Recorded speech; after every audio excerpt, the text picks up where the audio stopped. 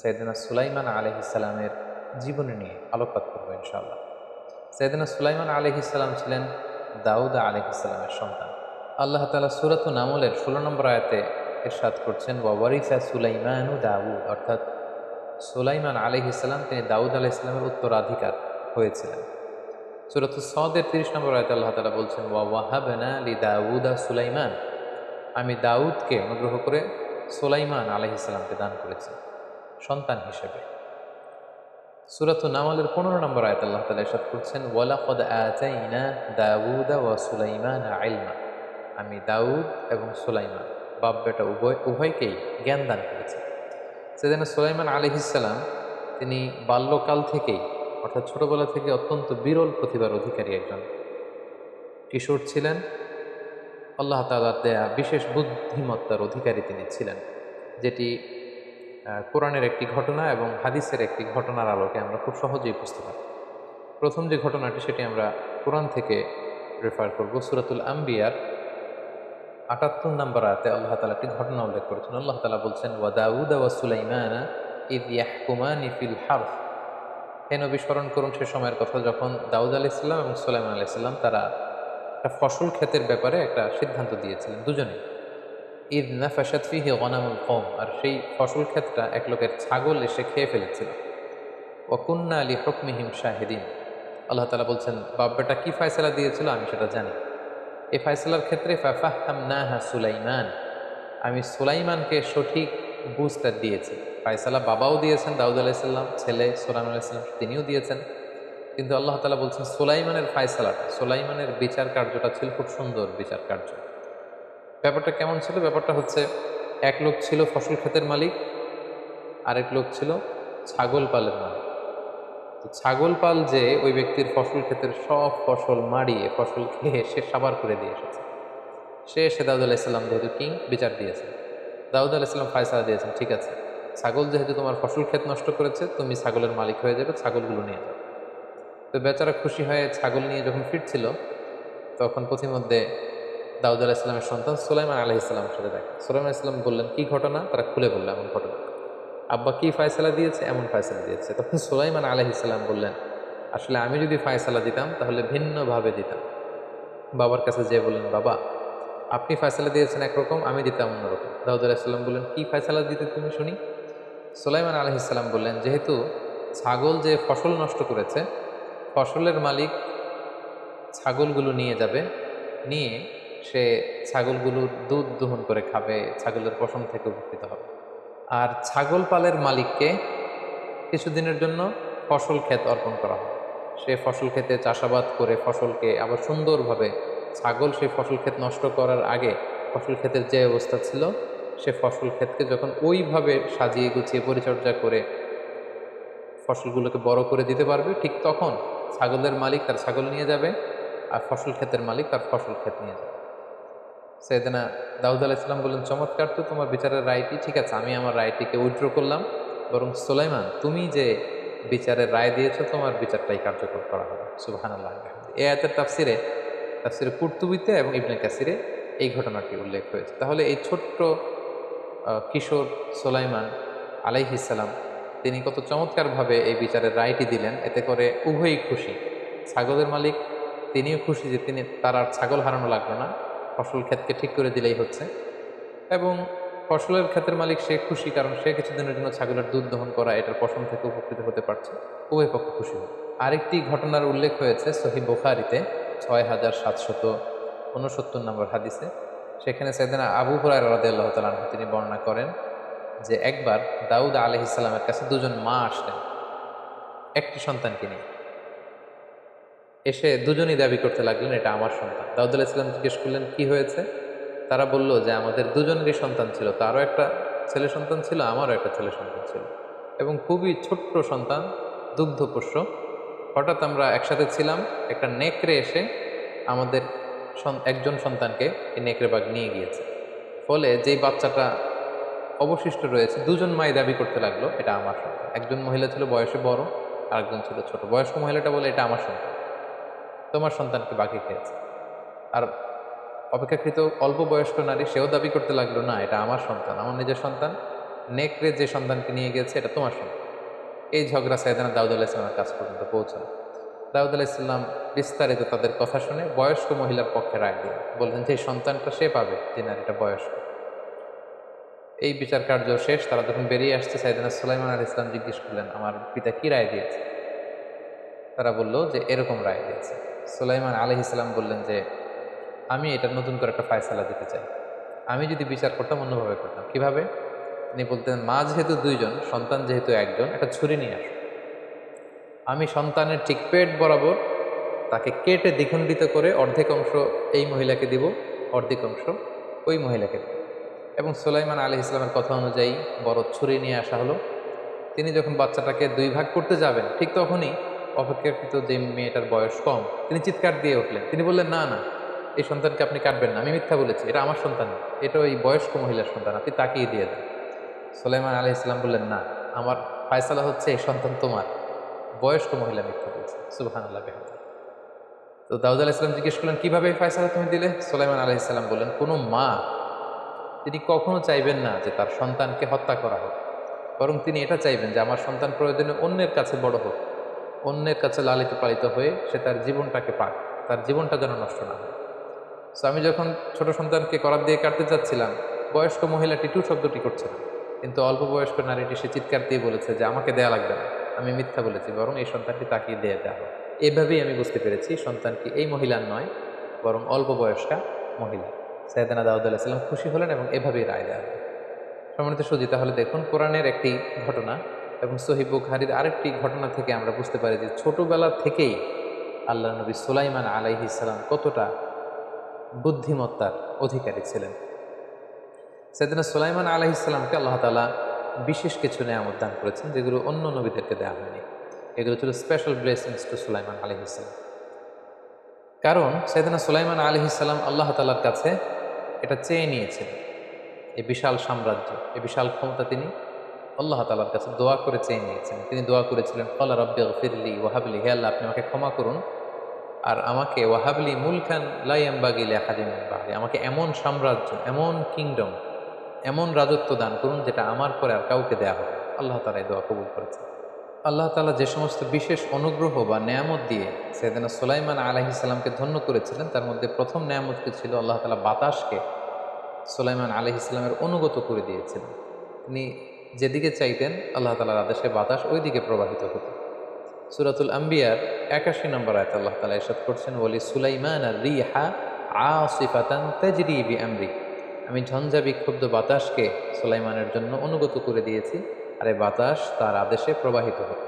সাইয়েদনা সুলাইমান আলাইহিস সালাম যখন সাগরে জাহাজ দিয়ে ভ্রমণ করতেন, আমরা জানি যে পালতোলা জাহাজ যখন বাতাস পায় তার অনুকূলে, এটার গতি বেড়ে যায় এবং আল্লাহ তাআলা বাতাসের ঝঞ্ঝা বিক্ষুব্ধ গতিকে সুলাইমান আলাইহিস সালামের জাহাজকে সাগরের এক প্রান্ত থেকে অন্য প্রান্তে নিয়ে যাওয়ার জন্য তিনি ব্যবস্থা করে দিতেন।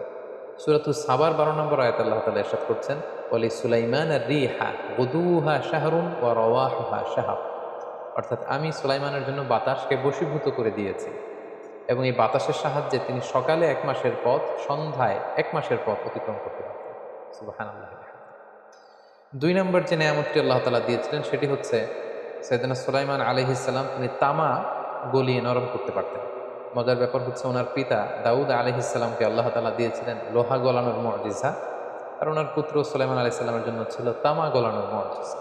আল্লাহ তাআলা বলছেন, ওয়া আসালনা লাহু আইনাল কিতর, আমি সুলাইমানের জন্য তামাকে গলিয়ে গলিয়ে প্রবাহিত করেছি। এটা দিয়ে সাইয়েদনা সুলাইমান আলাইহিস সালাম অনেক কিছু তৈরি করতে পারতেন। ৩ নম্বর যে বিশেষ নেয়ামতটি আল্লাহ তাআলা সাইয়েদনা সুলাইমান আলাইহিস সালামের জন্য বরাদ্দ করেছিলেন সেটা হচ্ছে জিনদের উপর ওনার কন্ট্রোল ছিল, কর্তৃত্ব ছিল, নিয়ন্ত্রণ ছিল। নবীদের মধ্যে কোনো নবীকে আল্লাহ তাআলা জিনদের প্রতি এতটা কর্তৃত্ব পরায়ণ করেননি যেমনটি তিনি করেছিলেন সাইয়েদনা সুলাইমান আলাইহিস সালামকে। আল্লাহ তাআলা বলছেন, ওয়ামিনাল জিন্নি মান ইয়া'মালু বাইনা ইয়াদাইহি বিইذনি রাব্বিহ, আল্লাহর আদেশে জিনেরা ওনার সামনে কাজ করত, যেটাই অর্ডার করত জিনরা সেটা তামিল করত, করে দিত। ওমা ইয়াজিদ মিনহুম আন আমরিনা নুযিকহু মিন আযাবিস সাঈর, আর যারা ওনার অর্ডার অমান্য করতো তাদেরকে তিনি শাস্তিও দিতেন। কি কাজ করতো জিনেরা সুলাইমান আলাইহিস সালামের জন্য? ইয়া'মালুনা লাহু মা ইয়াশা, জিনেরা সুলাইমান আলাইহিস সালামের জন্য তাই করতেন যেটা তিনি চাইতেন। যেমন কি কি করতেন আল্লাহ তাআলা কয়েকটি উল্লেখ করেছেন। এক হচ্ছে মিন মাহারিব, বড় বড় মেহরাব বানাতেন তিনি জিনদেরকে দিয়ে, টাওয়ার বানাতেন, গম্বুজ বানাতেন। ও তামাসিল, বড় বড় ভাস্কর্য বানাতেন জিনদেরকে দিয়ে, বড় বড় স্থাপনা বানাতেন। ও জিফানিন কাল জাওয়াব, বড় বড় পানির চৌবাচ্চা বানাতেন, পানির আধার যেখানে তিনি পানি প্রিজার্ভ করে রাখতেন। ও কুদুরির রসিয়াত, আর বড় বড় উঁচু ডেক, পাতিল, যেখানে বিশাল রান্নাবান্নার আয়োজন হতো। এই বিশাল কর্মযজ্ঞগুলো কিন্তু সাইয়েদনা সুলাইমান আলাইহিস সালাম জিনদের দিয়ে তিনি আঞ্জাম দিতে পারতেন। সূরাতুল আম্বিয়ার ৮২ নম্বর আয়াতে আল্লাহ তাআলা ইরশাদ করছেন, অমিনা শায়াতিনি মাইয়াগুসুনা লাহু ওয়া ইয়া'মালুনা আমালান দুনা যালিক। আর জিন শয়তানদের মধ্য থেকে একদল আছে যাদেরকে দিয়ে তিনি ইয়াগুসুনা লাহু, সাগরের নিচে ডুবুরি হিসেবে পাঠাতেন। তারা সাগরের ভেতর যে অনেক মণি মাণিক্য সিন্ধু সেচে মুক্তা নিয়ে আসতো। ওই আমালুনা আমালান দুনা যালিক, আরও অনেক কাজ তিনি তাদের দিয়ে করাতেন। সূরা সদের ৩৮ নম্বর আয়াতে আল্লাহ তাআলা বলছেন, ওয়া শায়াতিনা কুল্লা বান্নাইন ওয়া গাওয়াস। তিনি শয়তান জিনদেরকে দিয়ে নির্মাণ শ্রমিকের কাজ করাতেন। বড় বড় টাওয়ার, বড় বড় স্থাপনা, বড় বড় ইমারত নির্মাণে তিনি জিনদেরকে নির্মাণ শ্রমিক হিসেবে ব্যবহার করতেন। ওয়া গাওয়াস, এবং জিনদেরকে ডুবুরিদের মতো কাজে লাগাতেন, সাবমেরিন হিসেবে জিনদেরকে কাজে লাগাতেন। তাদেরকে বলতেন যে সাগরের নিচে ডুব দিয়ে বিশাল বড় সাগরে, মহাসাগরে যে এই জিনিসগুলো নিয়ে আস, এবং তারা মুহূর্তের মধ্যে সেগুলো করে যেত। ও আখরিনা মুকররানিনা ফিল আসফাদ, এবং যারা সুলাইমান আলাইহিস সালামের আদেশ অমান্য করত তাদেরকে তিনি শিকল দিয়ে বন্দী করে রাখতেন। এভাবে তিনি জিনদেরকে, অবাধ্য জিনদেরকে শাস্তি দেওয়ার ক্ষমতা অর্জন করেছেন। এবং সহিহ বুখারীতে একটি চমৎকার ঘটনা উল্লেখ হয়েছে। আল্লাহ রাসূল সাল্লাল্লাহু আলাইহি ওয়াসাল্লাম একবার সালাত আদায় করছিলেন। হঠাৎ এক জিন এসে রাসূল সাল্লাল্লাহু আলাইহি ওয়াসাল্লাম নামাজে ডিস্টার্ব করতে চাচ্ছে। রাসূল সাল্লাল্লাহু আলাইহি ওয়াসাল্লাম নামাজ ভেঙে দেওয়া, নামাজে অমনোযোগী করা, একটু ডিস্টার্ব করতে চাচ্ছে। আল্লাহ রাসূল সাল্লাল্লাহু আলাইহি ওয়াসাল্লাম এই জিনটাকে খপ করে ধরলেন। ধরে তিনি চাইলেন যে মসজিদের পিলারে বেঁধে রাখবেন। সকালবেলা সাহাবাদেরকে তিনি এই ঘটনা উল্লেখ করলেন যে এক জিন এসে আজকে আমার নামাজে ডিস্টার্ব করতে চাচ্ছিল, আর আমি চেয়েছিলাম এই জিনটাকে আমি পিলারে, মসজিদে নববীর পিলারে বেঁধে রাখবো যাতে সকালে তোমরা দেখতে পারো। কিন্তু ফাযাকারতু দাওয়াতা আখি সুলাইমান, হঠাৎ আমার ভাই সুলাইমান নবীর কথা মনে হলো যে তিনি তো আল্লাহর কাছে দোয়া করেছিলেন যে হে আল্লাহ, রব্বি হাবলি মুলকান লা ইয়ানবাগি লিআহাদিন মিন বা'দি, অর্থাৎ হে আল্লাহ, আমাকে এমন সাম্রাজ্য, এমন ক্ষমতা আপনি আমাকে দান করুন যেটা আমার পরে আর কাউকে আপনি দিবেন। তো রাসূল সাল্লাল্লাহু আলাইহি ওয়াসাল্লাম বললেন, যেহেতু জিনদের উপর খবরদারিত্ব আমার ভাই সুলাইমান আলাইহিস সালাম তিনি চেয়ে নিয়েছিলেন, সো আমি আর ইচ্ছা করেই এই জিনদের উপর কোনো খবরদারিত্ব করতে চাইলাম না। আমি এটাকে অপমান করে এটাকে তাড়িয়ে দিলাম। এটাকে আর মসজিদে নবীর দেয়ালে বেঁধে রাখিনি যাতে তোমরা দেখতে পারো। আল্লাহর নবী সুলাইমান আলাইহিস সালামের প্রতি আল্লাহ তাআলার অনুগ্রহের আরেকটি নিশানা হচ্ছে যে সাইয়েদনা সুলাইমান আলাইহিস সালাম পাখির ভাষা বুঝতে পারতেন, প্রাণীর ভাষা বুঝতে পারতেন। সূরা নামলের ১৬ নম্বর আয়াতে আল্লাহ তাআলা বলছেন, সুলাইমান আলাইহিস সালাম সেখানে বলছিলেন যে উল্লিমনা মানতিকাত তায়র, আল্লাহ তাআলা আমাকে পাখির ভাষা শিক্ষা দিয়েছেন। ওয়া উতিনা মিন কুল্লি শাই, সব বিষয়ে অনুগ্রহ আল্লাহ তাআলা আমাকে দান করেছেন। ইন্না হাযা লাহুয়াল ফাদলুল মুবিন, নিশ্চয়ই এটা আল্লাহ তাআলার পক্ষ থেকে অনেক বড় অনুগ্রহ। শুধু যে পাখির ভাষাই বুঝতেন এমন না, ছোট্ট পিপিলিকা, পিঁপড়া, এটার ভাষাও তিনি বুঝতে পারতেন। সূরাত হুদে আল্লাহ তাআলা ইরশাদ করছেন, যেখানে সুলাইমান আলাইহিস সালামের বিশাল বাহিনী দেখে, ব্যাটালিয়ন দেখে, পিঁপড়ার বাসার ভেতর থেকে পিঁপড়া বের হয়ে কি মন্তব্য করেছিল সেটা দেখে বা শুনে সাইয়েদনা সুলাইমান আলাইহিস সালাম হেসে কি বলেছিলেন, এর বিস্তর বর্ণনা সেখানে আছে। সাইয়েদনা সুলাইমান আলাইহিস সালামের একটি বিশেষ পাখি ছিল, এটির কথা আল্লাহ তাআলা কোরআনে উল্লেখ করেছেন যে পাখিটির নাম ছিল হুদহুদ। আমরা অনেকেই এই পাখিটির নাম শুনে থাকি। ছোট্ট আকৃতির এই পাখি, এবং এই পাখিটির একটি বিশেষ বৈশিষ্ট্য ছিল, সুলাইমান আলাইহিস সালাম যখন কোনো ভিজিট করতেন, কোনো এলাকা সফরে যেতেন, পাখিটাও সাথে সাথে যেত। এবং ওই এলাকায় যেহেতু মিষ্টি পানির, মিঠা পানির সংকট ছিল, এই পাখিটি আকাশের উপরে অনেক উপর থেকে ভূগর্ভস্থের কোন জায়গায় মিঠা পানি রয়েছে, ভূগর্ভের সে পানির অবস্থান কোথায় আছে, এই তথ্য তিনি সাইয়েদনা সুলাইমান আলাইহিস সালামকে জানিয়ে দিতেন। তো একদিন সুলাইমান আলাইহিস সালাম কোনো একটা ভিজিটে যাচ্ছিলেন, তখন তিনি হুদহুদ পাখিকে খুঁজে পাচ্ছিলেন না। সূরা নামালে এই ব্যাপারে বিস্তারিত আলোচনা হয়েছে। আল্লাহ তাআলা বলছেন, ওয়া তাফাক্কাদাত তায়রা ফাকালা মা লি লা আরাল হুদহুদ। সুলাইমান আলাইহিস সালাম বললেন, কিরে, আমার হুদহুদ পাখিটা কোথায়, ওকে দেখছি না। আজকে কেন সে অনুপস্থিত? যদি আমাকে কনভিন্স করতে না পারে আমি তাকে কঠিন শাস্তি দেব। তখন হুদহুদ পাখি এসে বলল যে আমি সাবা রাজ্য, পাশেই একটা রাজ্য ছিল, অর্থাৎ শাম এবং ইরাকের সাম্রাজ্যের পাশে আরেকটা সাম্রাজ্য ছিল, যে রাজ্যটাকে সাবা রাজ্য বলা হতো। হুদহুদ পাখি এসে বলল, ওয়াজিতুকা মিন সাবাইন বিনাবাইন ইয়াকিন, আমি তো বিশাল একটা গ্রেট নিউজ নিয়ে সাবা রাজ্য থেকে এসেছি, যে এই রাজ্যের রানীর নাম হচ্ছে বিলকিস, এবং এই বিলকিস হচ্ছে সেই সাবা রাজ্যের সম্রাজ্ঞী। এবং তাদেরকে আমি দেখেছি যে এই বিলকিসের বিশাল একটা রাজ সিংহাসন রয়েছে, এবং তারা সূর্যের পূজা করে, এক আল্লাহর আবাদত বাদ দিয়ে সূর্যের পূজা করে। এই তথ্যগুলো সরবরাহ করতে যেই মূলত আমার দেরি হয়েছে, আপনি রাগ করবেন না। তখন সাল্লাল্লাহু আলাইহি ওয়াসাল্লাম কনভিন্সড হলেন এবং তিনি একটি চিঠি লিখে পাঠালেন যে যাও, আমাকে আল্লাহ তাআলা রাজত্বও দিয়েছেন, আমাকে আল্লাহ তাআলা নবুয়তও দিয়েছেন, তিনি জিন জাতিকে বশীভূত রাখার শক্তি আমাকে দিয়েছেন, তিনি পাখির ভাষা বোঝার, প্রাণীর ভাষা বোঝার ক্ষমতা তিনি আমাকে দিয়েছেন, তিনি আমার জন্য তামার নদী বানিয়ে দিয়েছেন, তিনি আমার জন্য অনেক নেয়ামত তিনি দান করেছেন। সো আমার রাজ্যের পাশে এরকম একটা শিরকের রাজ্য থাকবে যেখানে তারা সূর্যের পূজা করবে, এটা তো হতে পারে না। তিনি চিঠি লিখে পাঠালেন যে ইন্নাহু মিন সুলাইমান ওয়া ইন্নাহু বিসমিল্লাহির রহমানির রহিম আল্লাহ তাআলু আলাইয়া ওয়া আতুনি মুসলিমিন, যে যাও এই চিঠি বিলকিসের, সাবা রাজ্যের যে রানী বিলকিসের কাছে পৌঁছে দেয়। বিলকিস সেই চিঠি পাওয়ার পরে কি কি ঘটনা ঘটেছে সূরাতুন নামলে আল্লাহ তাআলা বিস্তারিত বলেছেন। এখানে সংক্ষিপ্ত কথা হচ্ছে, চিঠি পাওয়ার পরে বিলকিস তিনি সভাসদ বর্গ যারা আছে, ওনার ওজির, ওনার যে মন্ত্রী পরিষদ, তাদের সবাইকে নিয়ে বসলেন। বিলকিস পরামর্শ করলেন এবং এই সিদ্ধান্তে উপনীত হলেন যে না, এই চিঠির যে ভাষা, এই চিঠির যে প্রাঞ্জলতা, এটার যে প্রেসাইজনেস, এটা থেকে বোঝা যায় he could be the Messenger of god, তিনি আল্লাহ নবী না হয়ে পারেন। এবং ওনাকে এতটা কনফিডেন্ট মনে হচ্ছে, শক্তিশালী মনে হচ্ছে, খোঁজখবর নিয়ে তারা জানতে পারলেন যে ওনার বিরুদ্ধে লড়াই করে আমরা আসলে খুব বেশি কিছু করতে পারবো না, বরং আমরা অপমানিত হব, আমরা পরাজিত হব। সো বেটার হচ্ছে অনুগত হয়ে সাবমিসিভনেসের সাথে মুসলিম হয়ে ওনার কাছে উপস্থিত হওয়া। এবং আল্লাহ তাআলার মেহেরবানিতে বিলকিস সহ পুরো সভাসদবর্গ তারা সুলাইমান আলাইহিস সালামের কাছে আত্মসমর্পণ করে, আনুগত্য প্রকাশ করে এবং কালিমা পড়ে তারা মুসলমান হয়ে যায়। সাইয়েদনা সুলাইমান আলাইহিস সালাম ওনার মৃত্যুর ঘটনা এবং বাইতুল মুকাদ্দাস নির্মাণের ঘটনাটা একেবারে ওতপ্রোতভাবে জড়িত, ব্যাপারও সূরা সাবায় আল্লাহ তাআলা উল্লেখ করেছেন। এবং জেনে রাখা ভালো যে সাইয়েদনা সুলাইমান আলাইহিস সালাম উনি কিন্তু বাইতুল মুকাদ্দাসকে পুনর্নির্মাণ করেছেন। আমরা, আপনাদের মনে থাকবে আমাদের সাইয়েদনা ইয়াকুব আলাইহিস সালামের পর্বে, বিশেষ করে ইসহাক আলাইহিস সালামের পর্বে আমরা কিন্তু এগুলো উল্লেখ করেছি যে ওনারা কিভাবে বাইতুল মুকাদ্দাসকে নির্মাণ করেছিলেন। এবং সবশেষে সুলাইমান আলাইহিস সালাম নবীদের মধ্যে থেকে কিন্তু এই বাইতুল মুকাদ্দাসকে পুনর্নির্মাণ করার, রিবিল্ড করার কিন্তু এই সুযোগ তিনি লাভ করেছিলেন। এবং সেখানে আল্লাহ নবী সুলাইমান ইসলাম ইন্তেকাল করেছিলেন। এ ব্যাপারে আল্লাহ তাআলা সূরা সাবাতে ইরশাদ করছেন, ফালাম্মা কাদাইনা আলাইহিল মাউতা মা দাল্লাহুম আলা মাউতিহি ইল্লা দাব্বাতুল আরদি তাকুলু মিন সাআতা। ঘটনাটা ছিল এমন, তিনি যখন বাইতুল মুকাদ্দাস নির্মাণ করার প্ল্যান করলেন, তিনি জিনদেরকে অর্ডার করলেন যে হে জিন জাতিরা, তোমরা বাইতুল মুকাদ্দাসকে এই ডিজাইনে, এই প্ল্যান অনুযায়ী নির্মাণ করতে শুরু করো। কিন্তু অবাক করা কাণ্ড হচ্ছে, ঠিক সে মুহূর্তেই মালাকুল মাউত এসে হাজির, ওনার মৃত্যু হবে। তখন তিনি মুহূর্তেই আদেশ করলেন যে গ্লাস ফিটিং করা, কাঁচ দিয়ে নির্মিত একটা ছোট্ট ঘর বানাও। ঘর বানানো হলো। তিনি গ্লাস ফিটিং করা সেই ঘরের ভেতরে ঢুকলেন এবং একটি লাঠিতে ভর করে দাঁড়িয়ে রইলেন এবং মালাকুল মাউতকে বললেন যে জি, এখন আপনি আমার রূহ কবজ করতে পারেন। তো মালাকুল মাউত সুলাইমান আলাইহিস সালামের রূহ কবজ করে নিলেন। সুলাইমান আলাইহিস সালাম ইন্তেকাল করলেন, ওনার রূহ দেহ থেকে বের হয়ে গেল।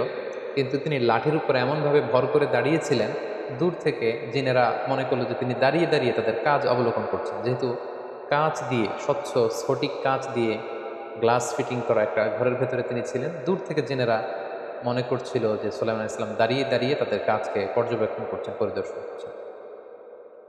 এভাবে তারা ভুল বুঝে কাজ করতে করতে বাইতুল মুকাদ্দাস নির্মাণ যখন প্রায় শেষের দিকে, ঠিক সে সময়ে সাইয়েদনা সুলাইমান আলাইহিস সালাম যে লাঠির উপর ভর করে দাঁড়িয়েছিল, উই পোকা এসে সে লাঠিটা খেয়ে ফেলল। ঘুণে ধরে লাঠিটা যখন ভেঙে গেল, উনি মাটিতে লুটিয়ে পড়লেন। আল্লাহ তাআলা বলছেন ফালাম্মা খররা, যখন তিনি ওনার মৃতদেহটা, লাশটা মাটিতে লুটিয়ে পড়ল, তাবাইয়ানাতিল জিন, জিনদের কাছে এটা স্পষ্ট হলো যে আল্লাহ কানু ইয়ালামুনাল গায়বা মা লাবিসু ফিল আযাবিল মুহিন। অর্থাৎ আমরা যদি আগে জানতাম তাহলে তো কষ্ট করা লাগতো না। জেনারা ভাবলো যে উনি তো তাহলে অনেক আগেই মারা গিয়েছে, আমাদের সাথে তিনি কৌশল করেছেন, এটা যদি আগে জানতাম তাহলে তো কষ্ট করে এই মসজিদ নির্মাণের কাজে আমাদেরকে আর কাজ করা লাগতো না। তো ঠিক এভাবেই সাইয়েদনা সুলাইমান আলাইহিস সালামের মৃত্যুর এই বিস্ময়কর ঘটনাটি ঘটে এবং এর মধ্য দিয়ে তিনি বাইতুল মুকাদ্দাসকে পুনর্নির্মাণ করার সুযোগটিও পেয়ে যান। সম্মানিত সুধী, এ পর্যায়ে আমরা সাইয়েদনা সুলাইমান আলাইহিস সালামের এই বর্ণাঢ্য জীবনী থেকে কি কি জিনিস শিখতে পারি সেগুলো নিয়ে আলোচনা করব। লাইফ লেসনে প্রথমে আমরা যেটি উল্লেখ করবো সেটি হচ্ছে উনিও কিন্তু সুলাইমান আলাইহিস সালামও কিন্তু ওনার পিতা দাউদ আলাইহিস সালামের মতো কিংডম অ্যান্ড রেভেলেশন দুইটার মধ্যে সমন্বয় করেছিলেন, অর্থাৎ নবুয়ত এবং খেলাফত। অ্যাট দ্য সেম টাইম ওনারা আল্লাহ নবী ছিলেন এবং অ্যাট দ্য সেম টাইম ওনারা কিন্তু কিং ছিলেন। কিন্তু ওনাদের এই এম্পায়ার, ওনাদের এই রাজত্ব, এই বিশাল সাম্রাজ্য কিন্তু ওনাদের দিন পালন থেকে, ওনাদের আধ্যাত্মিকতা থেকে ওনাদেরকে দূরে সরাতে পারেনি, বরং ওনারা নবুয়ত এবং খেলাফত দুইটার মধ্যে সমন্বয় করেছেন। ফলে ধার্মিক ব্যক্তিরা, যাদের মধ্যে আধ্যাত্মিকতা রয়েছে, যাদের মধ্যে ধার্মিকতা রয়েছে, যাদের মধ্যে আল্লাহ ভীরুতা রয়েছে, তারা যে সমাজের নেতৃত্ব দিতে পারবে না, জাতির নেতৃত্ব দিতে পারে না, ব্যাপারটি কিন্তু এমন নয়। বরং আল্লাহ নবীরাই কিন্তু এটা প্রমাণ করেছেন যে ওনারা অ্যাট দ্য সেম টাইম লিডারও ছিলেন, অ্যাট দ্য সেম টাইম ওনারা প্রফেটও ছিলেন। ওনারা আল্লাহর দেয়া নবুয়ত পালন করেছেন, আবার জামিনে খেলাফতও কিন্তু তারা পালন করেছেন। দ্বিতীয় যে বিষয়টি আমরা শিখতে পারি সেটা হচ্ছে যারা বয়োজ্যেষ্ঠ, বড় বা সিনিয়র, তারাই যে সবসময় সঠিক হবেন এমনটা নাও হতে পারে। অনেক সময় ছোটরা, জুনিয়ররাও কিন্তু সঠিক হতে পারে, যেটি আমরা সাইয়েদনা সুলাইমান আলাইহিস সালাম এবং দাউদ আলাইহিস সালামের যে দুইটা বিচারের রায়, সেই রায়ের ক্ষেত্রে দেখেছি যে সেখানে সিনিয়র ছিলেন দাউদ আলাইহিস সালাম, উনি একটা রায় দিয়েছেন। অবশেষে ছোট্ট শিশু অথবা কিশোর সুলাইমান আলাইহিস সালাম যখন রায় দিয়েছেন, দাউদ আলাইহিস সালাম কিন্তু নিজের রায়কে রিভাইজ করে ওই রায়টাকে প্রাধান্য দিয়েছেন। হাদিসের সেই বর্ণনা অনুযায়ী আমরা দেখলাম যে বাবা দিয়েছেন একটা, সুলাইমান আলাইহিস সালাম দিয়েছেন একটা, সঠিক হয়েছিল সেই রায়টা যেটা দিয়েছেন সুলাইমান আলাইহিস সালাম, কিন্তু বয়সে তিনি ছিলেন ছোট। তাই সিনিয়র হলেই, বয়স হলেই যে তিনি সবসময় ঠিক হবেন, সঠিক বলবেন এমনটা নাও হতে পারে। কখনো কখনো বড়রাও ভুল করতে পারে, তার বিপরীতে ছোটরাও সঠিক কাজটা করতে পারে। এটা আমরা সাইয়েদনা সুলাইমান আলাইহিস সালামের জীবনী থেকে বুঝতে পারলাম। ৩ নাম্বার আরেকটি বিষয় আমরা ওনার জীবনী থেকে শিখতে পারি, সেটি হচ্ছে যে মৃত্যুর নির্ধারিত একটি সময় আছে এবং এই সময়টি সবার ক্ষেত্রেই প্রযোজ্য। অন টাইমে এটা আসে। এটা আল্লাহর ওয়ালি হোক, সে নেককার বান্দা হোক, চাই নবী হোক, যেই হোক না কেন। আল্লাহ তাআলা বলছেন ওয়ালি কুল্লি উম্মাতিন আজাল ফাইদা জাআ আজালুহুম লা ইস্তাখিরুনা সাআতাও ওয়া লা ইস্তাকদিমুন। প্রত্যেক ব্যক্তির জন্য আল্লাহ তাআলা মৃত্যুর নির্ধারিত সময় রেখেছেন এবং সেই সময়টা যখন আসবে এটা এক সেকেন্ড আগেও আসবে না, পরেও আসবে না। আমরা সুলাইমান আলাইহিস সালামের ক্ষেত্রে দেখলাম যে তিনি প্ল্যান করেছিলেন, অভিপ্রায় রেখেছিলেন যে তিনি বাইতুল মুকাদ্দাস নির্মাণ করবেন, কিন্তু শেষ হওয়ার আগে কিন্তু মৃত্যু চলে আসবে। এক সেকেন্ড দেরিও করার সুযোগ তিনি পাননি। সো মৃত্যুর নির্ধারিত সময়ের জন্য আমাদের প্রত্যেকের প্রস্তুত থাকতে হবে। ৪ নাম্বার যে বিষয়টি আমরা শিখতে পারি সেটি হচ্ছে এই পৃথিবীতে গায়েব জানেন কেবলমাত্র শুধুমাত্র একমাত্র আল্লাহ তাআলা। আল্লাহ ছাড়া কেউ গায়েব জানে না, এমনকি জিনেরাও জানে, ফেরেশতারাও জানে। তার প্রমাণ, জিনেরা যখন দেখলো সুলাইমান আলাইহিস সালাম কাচের কাচ দিয়ে নির্মিত ঘরের ভেতর দাঁড়িয়ে আছেন, তারা ভেবেছিল যে সুলাইমান আলাইহিস সালাম তিনি জীবিত আছেন। আসলে তিনি কিন্তু জীবিত নেই, তিনি মৃত অবস্থায় একটা লাঠির উপর ভর দিয়ে দাঁড়িয়েছিলেন। এবং যখন সেই উই পোকা লাঠিটাকে খেয়ে ফেললো, লাঠি ভেঙে পড়লো, তিনি লুটিয়ে পড়লেন, ঠিক তখন জিনেরা বুঝতে পারলো যে আসলে তিনি তো আমাদের সাথে কৌশল করেছেন, আগে থেকে জানলে তো এত কষ্ট আমাদের পোহাতে লাগতো না। এই ঘটনা এবং কোরআনের এই আয়াত প্রমাণ করে যে জিনেরাও অদৃশ্যের ব্যাপারে কিছু জানে, গায়েবের ব্যাপারে কিছু জানে না। গায়েবের খবর শুধুমাত্র কেবলমাত্র একমাত্র রাখেন আল্লাহ তাআলা। আল্লাহ তাআলা খুব সুস্পষ্টভাবে ঘোষণা করছেন কুল লা ইয়ালামু মান ফিস সামাওয়াতি ওয়াল আরদিল গায়বা ইল্লাল্লাহ। এই পৃথিবীতে আকাশে জমিনে যে যেখানেই থাক না, কেউ গায়েব জানে না, একজন ছাড়া, তিনি হচ্ছেন আল্লাহ। আল্লাহ ছাড়া কারো পক্ষে গায়েব জানা সম্ভব না। এই ব্যাপারটি আমরা জানতে পারলাম। এরপর ৫ নম্বরে যে ব্যাপারটি আমরা শিখতে পারি সেটা হচ্ছে যিনি আদর্শ নেতা হবেন তার একটা বৈশিষ্ট্য হচ্ছে তার যে সাব অর্ডিনেট আছে তাদের খোঁজ খবর নেয়, তার টিম মেম্বার যারা আছে তাদের খোঁজ খবর নেয়, তার আওতায় যারা কাজ করে তাদের খোঁজ খবর রাখা। যেটা কিন্তু আমরা সুলাইমান আলাইহিস সালামের জীবনী থেকে পাই যে ওনার একটা স্পেশাল পাখি ছিল, হুদহুদ পাখি, যে মরুভূমিতে পানির সন্ধান দিত, কোথায় মিঠা পানি আছে সন্ধান সে দিতে পারত। তো একদিন যখন তিনি হুদহুদকে দেখছেন না, তিনি কিন্তু হুদহুদের কথা ভুলে যান, তিনি খোঁজ নিচ্ছেন যে আমার হুদহুদ কোথায়, কোথায় গেল, সে উপস্থিত নেই কেন, তার আসতে দেরি হচ্ছে কেন। এই যে যারা সাবঅর্ডিনেট, যারা আপনার অধীনস্থ আছে, তাদের খোঁজ খবর নেয়া, তারা আসলো কিনা, তারা অন টাইমে কাজ করলো কিনা, তাদের সুবিধা অসুবিধা দেখা, এগুলো কিন্তু একজন আদর্শ নেতার বৈশিষ্ট্য, যেটা আমরা সাইয়েদনা সুলাইমান আলাইহিস সালামের এই ঘটনা থেকে কিন্তু শিখতে পারি। ৬ নাম্বার যেটা আমরা শিখতে পারি সেটা হচ্ছে কনসালটেশন, এটা সবসময় কল্যাণ বয়ে নিয়ে আসে, অর্থাৎ পরামর্শ ভিত্তিক কাজ করা। যে পরামর্শ করে সে কখনো বিপদগামী হয় না, যেটা আমরা বিলকিসের স্টোরি থেকে দেখতে পাই। সুলাইমান আলাইহিস সালাম যখন ওনাকে চিঠি লিখে পাঠালেন যে আমার আনুগত্য করো, মুসলিম হয়ে ফিরে আসো, তিনি চাইলেই কিন্তু আহ, এই চিঠির বিপরীতে পাল্টা চিঠি লিখতে পারতেন, ঔদ্ধত্য প্রদর্শন করতে পারতেন, তিনি সেটা করেন। তিনি সভাসদ বর্গের সাথে, ওনার লোকদের সাথে তিনি পরামর্শ করছেন, এবং পরামর্শের ফলে বিচক্ষণ লোকেরা এই পরামর্শটাই দিয়েছে, এটাই বেরিয়ে এসেছে যে ওনার বিরুদ্ধে আসলে লড়াই করে জয়লাভ করা এটা একেবারে অসম্ভব, বরং ওনার কাছে আত্মসমর্পণ করে ওনার সাথে মিউচুয়ালি চলে যাওয়াটাই হচ্ছে আমাদের জন্য ভালো সিদ্ধান্ত, এবং তিনি সেটা নিয়েছেন। এবং এই সুন্দর সিদ্ধান্তে তিনি পৌঁছতে পেরেছেন কিন্তু শুধুমাত্র কনসালটেশনের কারণে, সুরার কারণে। এবং ইসলামও কিন্তু আমাদেরকে সুরাভিত্তিক কার্যক্রমের ব্যাপারে উৎসাহ প্রদান করে। আল্লাহ তাআলা সূরাতুশ শূরাতে ইরশাদ করছেন, ওয়া আমরুহুম শুরা বাইনাহুম,